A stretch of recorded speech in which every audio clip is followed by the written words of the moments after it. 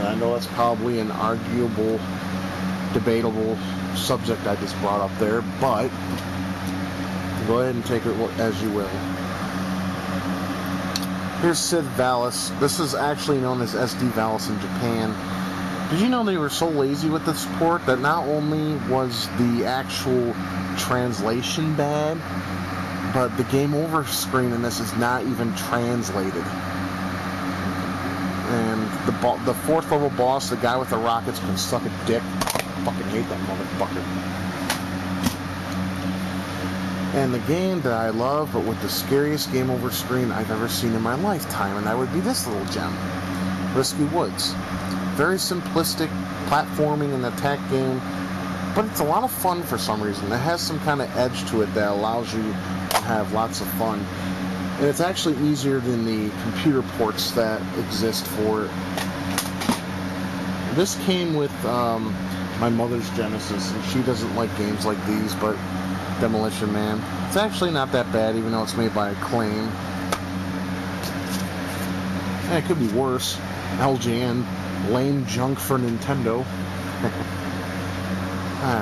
I like this one better than the SNES version. SNES version sucked. You just ran around, didn't know what to do. This, on the other hand, had some interesting graphics for when you got into random encounters and had an interesting storyline. I don't know if it differs from the Super, but, well, it does, like, in the beginning, because you're not running around not knowing what the fuck to do, which got on my nerves.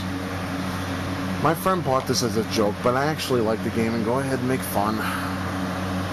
Pit Fighter. I don't like the arcade version, though. And here's Mortal Kombat for the Genesis. My brother gave it to me because he don't play his home systems anymore, except his Xbox 360. He's playing Fallout 3 right now, which to me is crap because it's just an RPG FPS. It's trying to take two overused genres and blending it into one. Not my kind of game. Mortal Kombat 2. I actually own this for both the Genesis and Super. This version has the crispier graphics, but a lot of the animations are missing and the music is garbage.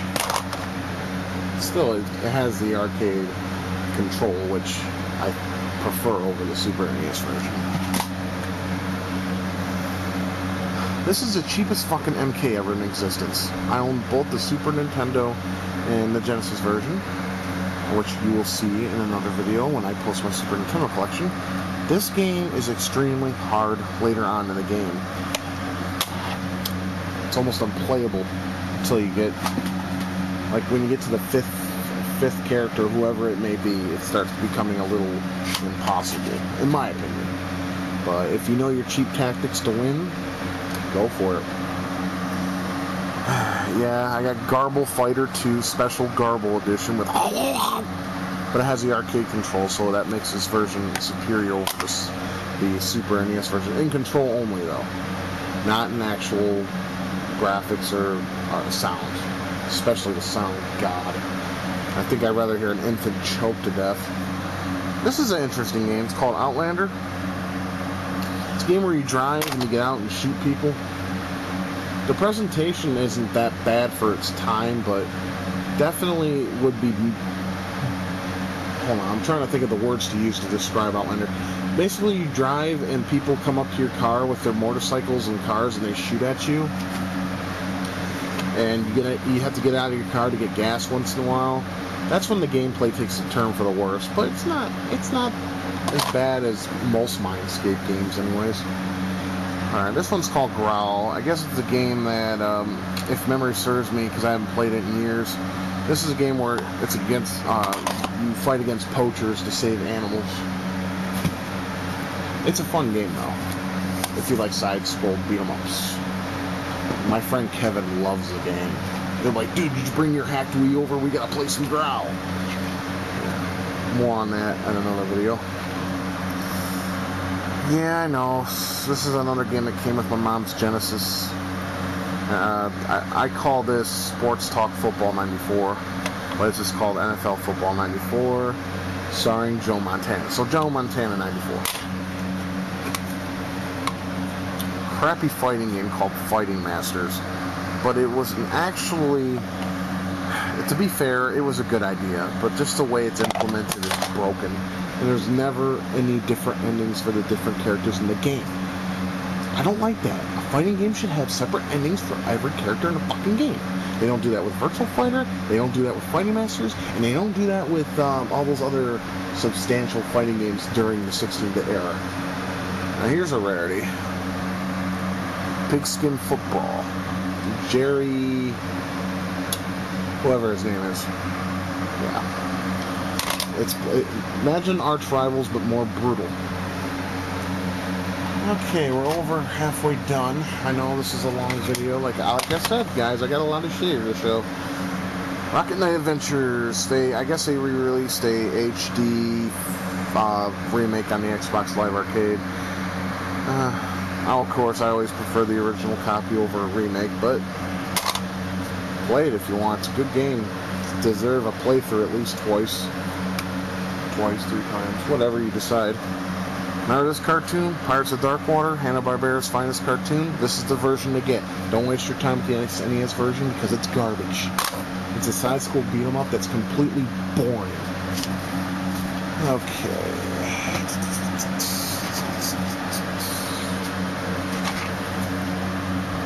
Lost Vikings. Better on the Super. It's definitely, the sound in this version is absolutely terrible. But the control's fine, and the game is fine. It's just, you'll miss the high-quality music of the SNES version. But if you only have a Genesis, then get the Genesis version. I only got that version because a friend gave it to me. He didn't want no more because he got rid of his Genesis. People like this game. I don't so much. I feel the balance between enemy and player is way off whack. But it's an interesting idea. And it's got good gameplay ideas. It's just the balance is terrible. Now this got a bad rating back in the day, Viewpoint. It's based off a Neo Geo game. This game plays just as well as it. I don't understand the problem. Okay, you're gonna hate me for this. I know many Turrican fans. This game is terrible. If you want to play Turrican 2 or 3. Don't play the first one. You die way too easily and the game sucks. And when you die, it sounds like you're taking a soupy shit. If you don't believe me, I'll see if I can post a video, but I'll have to be off camera. Valis 3. I'm a pretty big Valis fan. But this game is a mix between Valis 1 but faster and Castlevania, because there is a character with a whip and it copies off Castlevania a lot. It's a good game though, especially if you enjoy the weird storyline that Valis has. I guess the American version didn't translate well. Beats the fuck out of me. If anyone wants to fill me in, please do. Sports Football 93. I just like hearing the synthesizer voices. They make me laugh. He goes to the pass. Uh-oh, incredible. And then you just laugh because it's hilarious. El Viento, a very underrated renovation game. You should play it. It's fast-paced, a lot of fun. I think it was made by Wolf Team, the same company that brought you Ernest Evans, which that game was not that good because it controlled like shit. And here's another. This was actually supposed to be on the Super Nintendo. There is a complete beta of it on the Super Nintendo, but if you don't want to do emulation, just want the actual cartridge, here it is. Very awesome game. You run around in dungeons and you attack. And you get like items and shit, and you gotta free people from prisoners. It's an isometric dungeon game. It's pretty good. I think you'll like it. Doom Troopers. I prefer the SNES version because of the control, but once again, this has a lot of gore in it, and it's actually one of the first games to have a web address put into during the 16-bit era. That's unheard of, but it was, I believe the company's name was Adrenaline, I think. Terminator 2, the arcade game. Great game if you have the Menacer. With the controller, it sucks.